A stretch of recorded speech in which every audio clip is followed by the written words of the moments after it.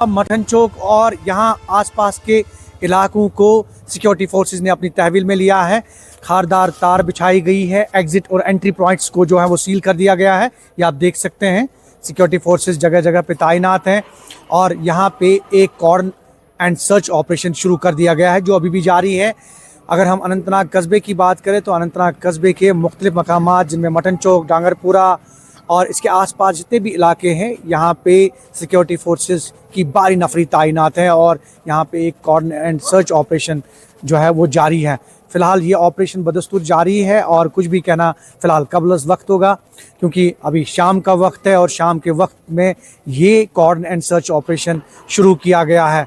फ़िलहाल अभी तलाशी कार्रवाई जारी है। यहाँ आसपास के जितने भी इलाके हैं, जितनी भी एंट्री एंड एग्जिट पॉइंट्स हैं, उनको फ़िलहाल सिक्योरिटी फोर्सेस ने सील कर दिया है और कुछ भी कहना फ़िलहाल कबलस वक्त होगा, लेकिन यहाँ जगह जगह पे तलाशी कार्रवाई जो है वो शुरू कर दी गई है। ज़हूर रिजवी, न्यूज़ 18 नेटवर्क, अनंतनाग। जम्मू